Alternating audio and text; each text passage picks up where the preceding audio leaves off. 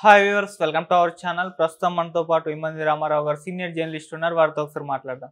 Sir నమస్కారం. Sir నమస్తే బాబు. Sir, ఏపీలో సాక్షి, టీవీ9, ఎన్టీవీ అండ్ 10 టీవీ వీటి యొక్క ప్రసారాలు బ్యాన్ అయిపోయాయని చెప్పేసి వార్తలు రావడం చూస్తున్నాం.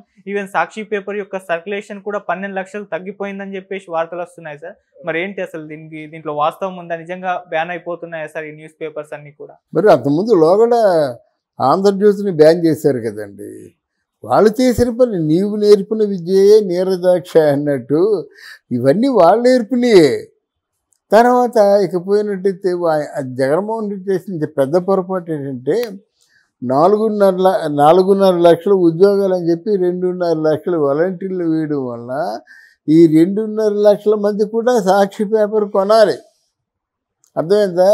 గవర్నమెంట్ ఆఫీసుల్లో సాక్షి పేపర్ పడాలి. మరి ఇప్పుడు బంద్ అయిపోతాయి కదా. ఈ గవర్నమెంట్ ఆఫీసులో వాడు నచ్చిన పేపర్ వేసుకుంటాడు, అందుకని సాక్షి పేపర్ వేసుకోడు కదా. తర్వాత మూడవది ఏమిటంటే ఆయన్ని ఇప్పుడు సపోర్ట్ చేసే వాళ్ళు ఎవరు లేరు. ఆయన మీద వ్యక్తిగతంగా ప్రేమ అభిమానం ఉన్న వాళ్ళు ఎవరు లేరు ఇప్పుడు ఆంధ్రదేశంలో.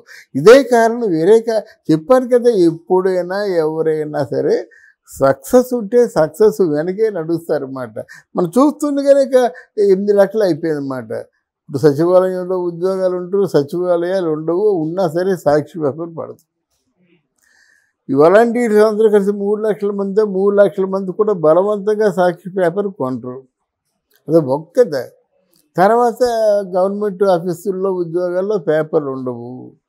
తర్వాత ఏంటంటే ఇక్కడ ఈ వైసీపీ తాలూకు పార్టీ శ్రేణులు ఎవరైతే ఉన్నారో తప్పకుండా అంటే కార్యకర్తలతో సైతం పేపర్లు కొన్నారు. ఇప్పుడు వాళ్ళందరూ ఒక్కసారిగా మానేస్తారన్నమాట. అంతే, వాళ్ళకి ఒక కక్ష ఉంది, కోపం ఉంది, అందుకని మానేస్తారన్నమాట. అది పెద్ద విచిత్రమైంది కాదు. కానీ ఇప్పుడు ఎన్టీవీ లాంటివి ఉన్నాయంటే ఆ ఛానల్స్ కొంత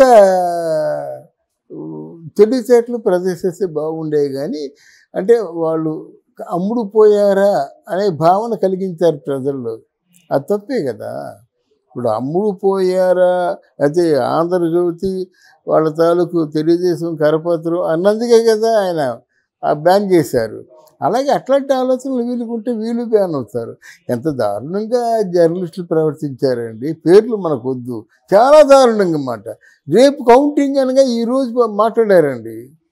అంటే ఎంత అవగాహన, ప్రజాబాహుల్యం గురించి ఎంత అవగాహన లేకుండా ఇక్కడ మీసాలు మెలివేస్తున్నారో చెప్పండి. ఆడొక్కడు ఉన్నాడు, తెల్లగా ఉన్నాడు, వాడు ఇంకేం లేదు, వైసీపీ గెలిచేసిందమ్మా, వీళ్ళంతా ఆడింది అబద్ధాలమ్మా అంటాడు. నువ్వెంత తీసుకొని మాట చెప్తున్నావు. ఇంకోడు ఉన్నాడు, లేదు నాకు ఏ పక్షపాతం లేదు కానీ వైసీపీ అఖండ విజయంతో గెలుస్తుంది అంటాడు. ఇంకోడు ఉన్నాడు, కంప్లీట్గా ఏది చేసినప్పుడు కూడా తెలుగుదేశం వాళ్ళ గురించి మాట్లాడు. ఓన్లీ కాంగ్రెస్ పార్టీ దేశంలో ఉన్న అన్ని పార్టీల కంటే ఉత్తమమైన party. Jaganmohan Reddy role model అంటాడు ఆయన పోయినాడు. ప్రొఫెసర్ అలాగే ప్రొఫెసర్లు తతేమో చార్టెడ్ అకౌంటెంట్లు వీళ్ళందరూ కలిసి భజన పరులాగా ఆకాశానికి ఎత్తేసి పాతాళానికి తొక్కేశారు. ఆకాశానికి ఎత్తింది వాళ్ళే, పాతాళానికి తొక్కింది వీళ్ళే. అయితే ఇక్కడ ఏంటంటే ఒకసారి చూస్తారండి, అది డిజిటల్ మీడియాని బాగుందనుకోండి, అది రిపీటెడ్గా తిరగేస్తారన్నమాట. ఎవరి మాటల్లో క్రెడిబిలిటీ ఉందో ఆ మాటలు తీసుకుంటారు, ఆ ఛానళ్ళే చూసుకుంటారన్నమాట. అందువల్ల వీళ్ళు ఏదో నోటుకొచ్చింది మాట్లాడేస్తే వాళ్ళు వినరు, చూడరు, ఏమవరు. ఇప్పుడు ఫర్ ఎగ్జాంపుల్ పవన్ కళ్యాణ్ మీద యాంటీగా ఎంత చెప్పండి, ఎంత చెప్తే అసలు దూరం అయిపోతారు మీరు. ఆ పనే చేశారు వీళ్ళు. కనుక తప్పదు, అనుభవించవలసిందే. దీనికి ఒక ఉదాహరణ చెప్తా. అంటే మా చిన్నప్పుడు ఆంధ్రప్రభ అనేటువంటి ఒక పెద్ద పత్రిక ఉండేది, చాలా పెద్ద, అంటే ఆంధ్ర దినపత్రిక. రామ్నాథ్ గోయింకా పెట్టిన పేపర్ అన్నమాట. ఆయన ఒకసారి ఇందిరాగాంధీ వచ్చే కొత్తలో ఆవిడకి ఏదో మతస్థుతో కలిసి ఉంది, ఆనంద మార్గ్ అనే ఒక సంస్థ ఉండేది. వాళ్ళ చేతుల్లో కత్తులు ఉండేవి. వాళ్ళు ఏంటంటే ఎక్కడ అన్యాయం జరుగుతుందో వాళ్ళకి పెద్ద శిక్ష వేయడమే వాళ్ళ తాలూకు ఉద్దేశం. అటువంటి దాన్ని ఇందిరాగాంధీ తొలగించింది. తర్వాత ఇద్దరికి కూడా చాలా ఫైట్ అయిందన్నమాట. అప్పుడు ఇందిరాగాంధీ ఆంధ్రప్రభని బ్యాన్ చేసింది. మళ్ళీ చేరుకోలేదు కదా. ఈ రోజు ఈ లక్ష దాటలేదు కదా. అలా ఉంటాయండి అధికారులు. వాళ్ళు బాగా గాయపడ్డంటైతే ఇంకా వద్దు ఈ పేపర్ అనుకుంటారు. తప్పే ఉంది, నువ్వు చేసిందే కదా, అన్ని అబద్ధాలు రాస్తావు. అక్కడ వివేకానంద రెడ్డి చచ్చిపోయినట్టయితే హార్ట్ అటాక్ వచ్చి చచ్చిపోయాడని విజయసాయి రెడ్డి అన్నాడు. నారాసుర రక్త చరిత్ర అని చెప్పేసి వీళ్ళు ముందు బ్యానర్ వేస్తారన్నమాట. అది ఎట్లాంటివి అంటే అంతా ఇన్వెస్టిగేషన్ తేలిన తర్వాత ఒక మాట అంటే బాగుంటుంది. అలా కోడికత్తి సీను అసలు ఆ అటాక్ వాడు చేసింది కాదు, బొత్స శ్రీనివాస్ తాలూకు మంత్రి బొత్స తాలూకు బొత్స సత్యనారాయణ వాళ్ళ తాలూకు మేనల్లుడు అటాక్ చేసిందన్నమాట. ఇదంతా ప్రీ అరేంజ్మెంట్. ఆయన 5 సంవత్సరాలు జైల్లో వచ్చిన తర్వాత నిజాలు చెప్పాడు. ఆ రోజు వెంటనే ఏం చేశారు, ఎయిర్పోర్ట్లో హత్యా ప్రయత్నం అన్నారు. అంటే ఏంటి, ఇలా మామూలుగా గోరుతో గోకినట్టుగా ఉన్నటువంటి దాన్ని హత్యా ప్రయత్నం అంటారా? హత్యా ప్రయత్నం అంటే వెంటనే ఎమర్జెన్సీ హాస్పిటల్కి వెళ్ళిపోయి ఐసీయూలో పడేయాలి, ఎన్ని ఉంటాయి కదా. మరి 2 గంటలు 3 గంటలు 1 గంటతో ప్రయాణం చేసి మళ్ళీ అక్కడి నుంచి ఏదో వాళ్ళకి కావాల్సిన హాస్పిటల్కి ప్రయాణం చేసి తర్వాత మొత్తం డాక్టర్లు అందరూ కూడా చావు బ్రతుకుల మధ్య ఉన్న క్యాండిడేట్ని బతికించడానికి వచ్చినటువంటి కొబ్బరి నూనె రాసపోద్ది. అది కొబ్బరి నూనె రాస్తే ఇంటికి వెళ్ళిపోయి చిన్న కొబ్బరి నూనె రాస్తే పోదన్నమాట. అది గాయం కూడా చాలా ప్లాన్డ్గా అయింది. ఇలా బొటబొట నెత్తురు కారిపోయినట్టు లేదు, ఇలా గీసినట్టుగా ఉందన్నమాట. మరి దానికి అంత హడావుడి చేశారు కదా. అంటే ఈ కారణాలు అన్నింటి చేత కూడా ప్రజలు విసిగిపోయి ఎప్పుడు వస్తుందిరా ఎలక్షన్స్ అనేటువంటి ఆలోచనతో ఉన్నారు. ఇది ప్రజా ఉద్యమం కాబట్టి ఇంతగా విజయవంతమైంది. కానీ వీళ్ళు ఏదో ఎన్లైటన్ చేసి ఎలివేట్ చేసి ప్రజలను ఉత్తేజపరిచింది కాదు. ప్రజల్లో ఒక విసుగు వచ్చింది. అయ్యి బాబోయ్, మన ఫ్యూచర్లో మన పిల్లలు చదువుకోరు, మన పిల్లలకు ఉద్యోగాలు రావు. తర్వాత ఏంటంటే ఇక్కడ ఉన్నట్టు మన ల్యాండ్స్ కూడా మన సొంతం అవ్వు, ల్యాండ్ ఉండి కూడా పెళ్ళిళ్ళు చేయలేము అని అంటే వాళ్ళ స్థాయిలో వాళ్ళు ఆలోచిస్తారు.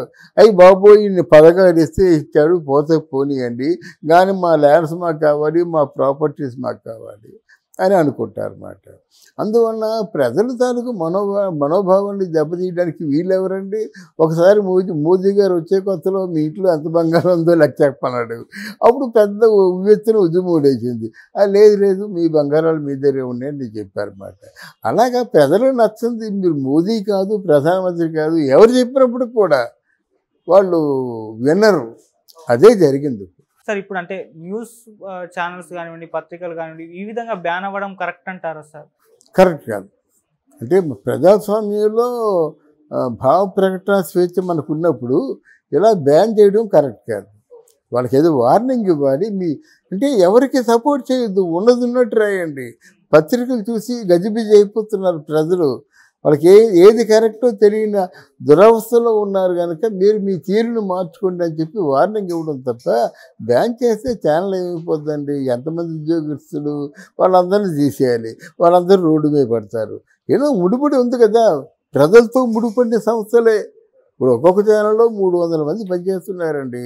300 మంది బయటకు వచ్చేస్తే ఏమైపోతారండి? ఉదయం మూసేశారు, వాళ్ళు ఇప్పటికీ ఉద్యోగాలు రాని వాళ్ళు ఎందరో ఉన్నారు. అర్థమైందా? ఇప్పుడు కొన్ని కారణాల చేతేమో వార్త పలచబడ్డది, మరి ఇప్పటికీ చేరుకోలేకపోతుంది. అంతే 300 మందితో పనిచేసే సంస్థకి ఈరోజు పట్టుమని 30 మంది లేరు వార్తలో. That is the tragedy of the day. కనుక ఛానల్స్ మీద దెబ్బేయడం కరెక్ట్ కాదు, ఛానల్స్ని బ్యాన్ చేయడం కూడా కరెక్ట్ కాదు. అది పిలిపించి మీ సిపిఆర్ ఉంటాడు కదా, మీరు మాట్లాడొద్దు. మీ సిపిఆర్ చేత మీరు మీ తాలూకు రైటింగ్స్ ఏమిటి, మీ కాంట్రిబ్యూషన్ అంటే ఏంటి, ఇట్లాంటి వార్తలు రాయొద్దనే. అంతేగాని ఛానల్స్ వద్దని బ్యాన్ చేయడం న్యాయం కాదు. ఇప్పుడు ఛానల్స్లో కొంతమంది ఉంటారు, వాళ్ళు బయట ఉంటారు, వాళ్ళు అడ్డమైన బూతులు తిడతారేటండి. అడ్డమైన ఒక అమ్మాయి ఉంది వైసీపీలో, ఆవిడ అంతా పచ్చి బూతులు మాట. అట్లాంటివి ఎలా చేస్తారు మీరు? వాటి సెన్సార్ ఉండాలి కదా. అలాగే కొంతమంది ఉన్నారు ఎనలిస్టులు అని చెప్పుకున్న వాళ్ళు ఏమిటి మాట్లాడతారో వాళ్ళకే తెలియదు. మాట్లాడుతున్నప్పుడు వాళ్ళని పిలిచి సంజాయిషి అడగాలి. శిక్షలు వద్దు, సంజాయిషి చాలు, ఒళ్ళు దగ్గరించుకొని మాట్లాడతారు. అలాగే మినిస్టర్లు మాట్లాడే మాటలు సచివాలయం అంటే అసెంబ్లీలో కొంతమంది నాయకులు మాట్లాడిన మాటలు కూడా మీరు దేన్ని కూడా మీరు ఉపేక్షించవద్దు. ఎందుకయ్యా ఈ మాటలు నీ అమ్మమ్మ కూడా ఎందుకన్నావు చెప్పు, భాష మార్చుకో, పద్ధతి మార్చుకో, అసెంబ్లీ అంటే దేవాలయం లాంటిది అని చెప్పండి. మీరు కొత్త ట్రెండ్ సృష్టించండి. మీ సృష్టించిన ట్రెండు రేపటి తరానికి స్ఫూర్తిదాయకంగా ఉండాలని నా వ్యక్తిగతమైన అభిప్రాయం. Thank you so much. Thank you very much.